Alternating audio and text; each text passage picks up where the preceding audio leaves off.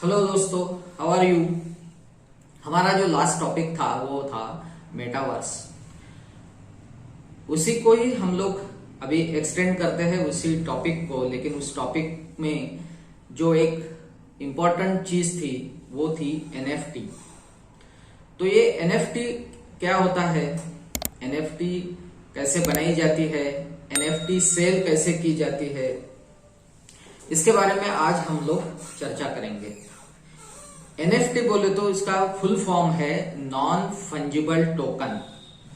Fungible का मतलब होता है कि जो रिप्लेस हो सकता है। जैसे मान लो कि भी तुम्हारे पास 500 का नोट है, 500 की करेंसी आपके पास है और आप वो किसी को देते हैं और उसी से 500 रुपए वापस ले लेते हैं। यानी ये जो हो गया है, इसमें वो सेम चीज जो थी वो चीज आपको किसी ने दूसरे फॉर्म में 500 रुपीज वापस कर दिए।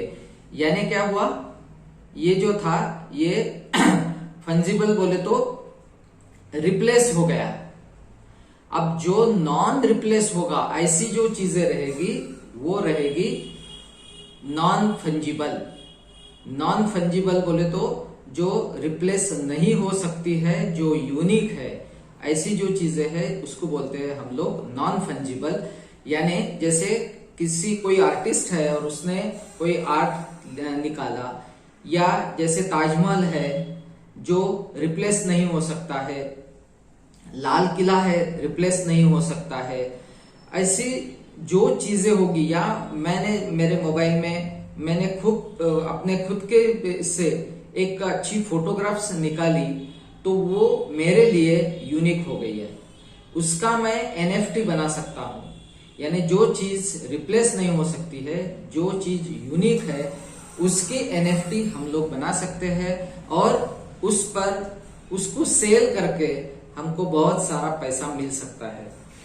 अभी एक जैक डॉर्सी जो है, ट्विटर के सीईओ जो है, उनका एक ट्वीट 17 करोड़ रुपए में बेचा गया एनएफटी के फॉर्म में।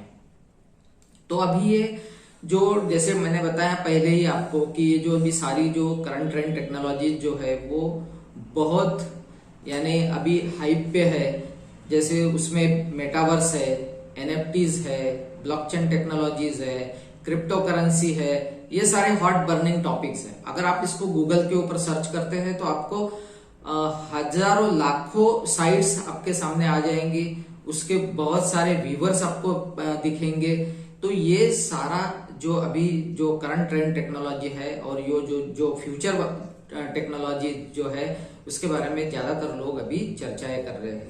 तो चलो अपने टॉपिक पे आते हैं। अपना टॉपिक है एनएफटी, नॉन फंजिबल टोकन। तो मैंने जैसे बताया आपको कि नॉन फंजिबल क्या होता है। नॉन फंजिबल ये एक ऐसी है कि जो रिप्लेस नहीं हो सकती है, जो यूनिक है, उसको हम लोग नॉन फंजिबल ऐसा बोलते हैं। अब जो टोकन है, तो ये टोकन माने तो प्रूफ। जैसे हमने घर परचेस किया और हमने उसकी रजिस्ट्री बनाया। रजिस्ट्री का मतलब क्या है कि उस लैंड का या उस मकान की आपका proof of ownership, proof of certification. तो ऐसा ही प्रूफ आपको आपकी जिसकी आपको एनएफटी बनानी है, जो चीज आपके पास यूनिक है, उसका टोकन यानी प्रूफ ऑफ टोकन। तो उसके लिए इसलिए उसका फुल फॉर्म है नॉन फंजिबल टोकन। अब ये जो टोकन जो है, ये जो प्रूफ ऑफ रजिस्ट्री जो है, ये प्रूफ ऑफ सर्टिफिकेशन जो है, ये प्रूफ ऑफ टोकन जो है, इसको कौन से फॉर्म में स्टोर्ड किया जाता है। जैसे हमने मकान लिया, उसकी रजिस्ट्री किया, उसको जिस फॉर्म में स्टोर किया जाता है, जैसे एक रजिस्ट्री डिपार्टमेंट है, उनका एक सॉफ्टवेयर है, उस सॉफ्टवेयर के अंदर उस डिजिटल फॉर्म में उसको स्टोर किया जाता है। लेकिन उसका दायरा जो है वो उसी पर्टिकुलर ऑफिस के लिए है, पर्टिकुलर डिपार्टमेंट के लिए है। उसका यूज ज्यादा से ज्यादा जो ओनर है वो ले सकता है, उसको पता होना चाहिए, उसको पता हो सकता है, या लॉयर्स होंगे, गवर्नमेंट के ऑफिसर्स होंगे, गवर्नमेंट होगा, इनको उस चीज के बारे में पता हो सकता है। लेकिन जो टोकन बन रहा है हमारा नॉन फंजिबल टोकन जो हमारा बन रहा है, एनएफटी का जो टोकन बन रहा है, इसका जो डेटा स्टोर होता है वो ब्लॉकचेन टेक्नोलॉजी के ऊपर होता है। अब ब्लॉकचेन टेक्नोलॉजी क्या है? ब्लॉकचेन टेक्नोलॉजी एक ये ओपन लेजर है।